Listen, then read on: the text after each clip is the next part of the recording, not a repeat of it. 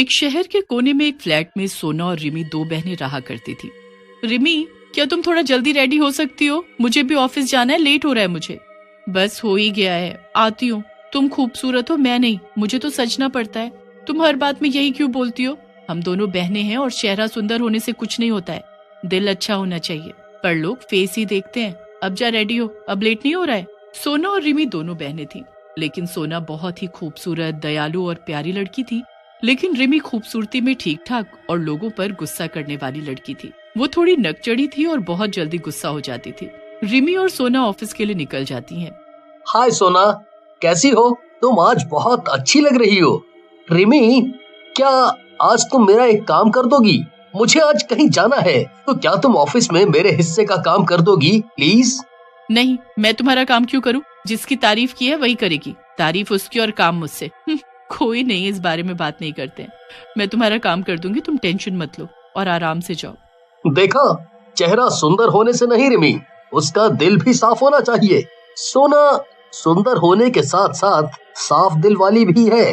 हाँ तो ठीक है, मेरा दिल साफ नहीं है, जाओ उसी से अपना काम करवाओ। इतना कहकर झल्लाती हुई गुस्से से वहाँ से चली जाती है। बड़े आए मुझसे काम करवाने वाले। बड़ी सोना, रिमी, तुम दोनों आ गई।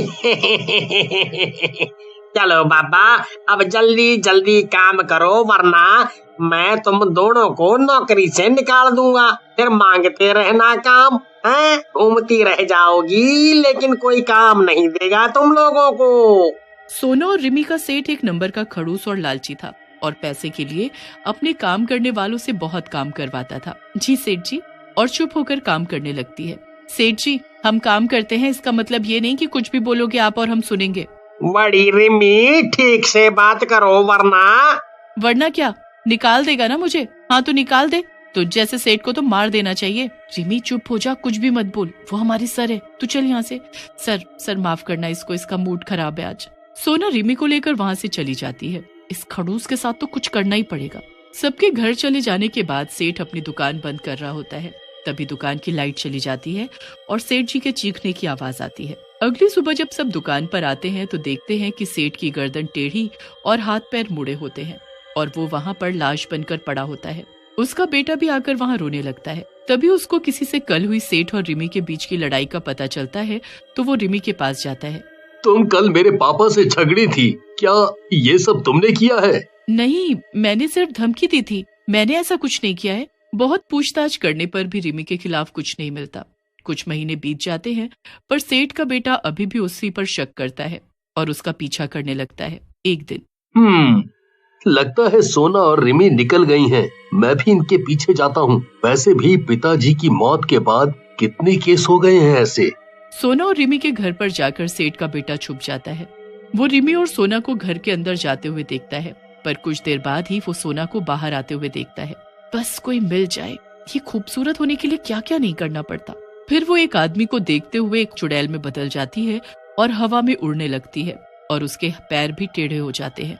फिर वो चिल्लाकर उस आदमी के ऊपर कूद जाती है और आदमी को मार देती है। ये सब सेठ का बेटा देख लेता है। अरे ये क्या देख लिया? ये तो इंसान ही नहीं है, ये बस खूबसूरत होने के लिए लोगों को मारती है। पर मैं इसका कुछ कर भी तो नहीं सकता। क्या मैं रिमी की हेल्प ले सकता हूँ? पर अगर वो भी यही निकली तो, और उसने मुझे ही परलोक भेज दिया तो कैसे पता करूँ कि रिमी भी यही है या नहीं? पर कैसे भी करके पता तो लगाना ही पड़ेगा। फिर अगली सुबह, आज तो बहुत काम है, जल्दी जल्दी कर लेती हूँ। सेठ जी खड़ूस थे, पर उनका लड़का तो अच्छा और दयालु लगता है और कितना हैंडसम भी है। हाँ, तू ये तो सच कह रही है, वो हैंडसम तो है। मेरा तो मन करता है कि उससे शादी कर लूं। हाँ तो जा बोल दे, क्योंकि तू भी तो सुंदर है, वो मना नहीं करेगा। रिमी, आज तुम बहुत अच्छी लग रही हो। क्या हम कहीं बाहर जा सकते हैं? हाँ जरूर, हम जा सकते हैं। ये काम मैं बाद में कर दूंगी। देखा, मैंने कहा था ना कि तुम बस अच्छे से पेश आओ और लोग तुम्हें भी पसंद करना शुरू कर देंगे। बधाई हो। रिमी ने अपनी ताकत बढ़ाने के लिए सेठ के बेटे, जिसका नाम सुनील था, उससे शादी कर ली ताकि वो उसकी बलि दे सके और सोना का रूप लेकर वो लोगों को मारती रही। पर जैसे ही सेठ के बेटे को ये पता चला, उसने सोना को आजाद कर उसकी मदद से रिमी को कैद किया। सेठ का बेटा सुनील अब सोना को पसंद करने लगा था, पर सोना भी एक चुड़ैल ही थी। इस वजह से रिमी के कैद होने के बाद जब सोना चली गई तब सुनील उसे रोक भी नहीं पाया, बस उसे जाता देखता रहा। इतने महीने बीत गए, पता नहीं सोना कहाँ होगी, कैसी होगी। मुझे तो ये भी नहीं पता कि सोना के दिल में मेरे लिए प्यार था भी कि नहीं। सुनील की जिंदगी में इतने हादसे हुए थे कि वो जगह उसे काटने को दौड़ती थी, इसलिए वो उस जगह से दूर दूसरे शहर में शिफ्ट हो गया, पर उन यादों को नहीं भुला पाया। सोना के जाने के बाद कितना सूना सूना लग रहा है। अच्छा ही हुआ कि मैं वो शहर छोड़कर यहाँ आ गया। वैसे भी अब वहाँ कुछ नहीं रहा, ना ही पापा, ना ही रिमी और ना ही सोना। यहाँ से अपने जीवन की एक नई शुरुआत करूँगा। इतना बोलकर सुनील अपनी नई दुकान पर चला जाता है पूरा दिन काम करने के बाद। सर, इतना सामान बिक गया है, इसका हिसाब करके बताता हूँ। ठीक है, हिसाब करके शॉप बंद कर देना। मैं अब घर निकलता हूँ, तुम भी काम करके चले जाना। ठीक है सर, बस ये हिसाब कर लूं फिर निकल जाऊंगा। मन कर रहा है कि एक बार उसी शहर में वापस जाकर सबसे मिल लूं, और वैसे भी रिमी के जाने के बाद उस जगह सब ठीक होगा। लेकिन उसको कोई अंदाजा नहीं था कि वहाँ क्या चल रहा है। इधर जिस बोतल में रिमी को कैद किया गया था वो बोतल एक आदमी को मिलती है। ये क्या, इस बोतल में क्या चमक रहा है? लग रहा है कि मिट्टी में थी ये, बारिश की वजह से ऊपर आ गई है। इसको उठा लेता हूँ, इतना चमक रहा है कुछ अच्छा ही होगा। घर जाकर चुपचाप खोलता हूँ, क्या पता खजाना हो जिससे मैं माला माल हो जाऊं। तू बस एक बार मुझे खोल तो सही, उसके बाद मैं बताती हूँ कि मैं क्या अच्छी चीज हूँ। ये लोग घर भी आ गया। चल अंदर जाकर अपनी जानू को दिखाता हूँ। अरे सुनती हो, देखो मुझे क्या मिला है। अरे कहाँ हो? ऐसा क्या लाए हो तुम कि सर घर पर उठा लिया है? क्या कीमती चीज है, बोलो।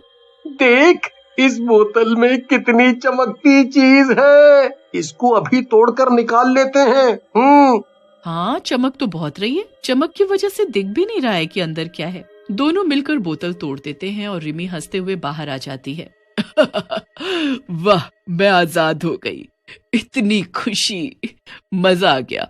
अब मुझसे सुनील और सोना को कौन बचाएगा? ये क्या हुआ? तुम कौन हो?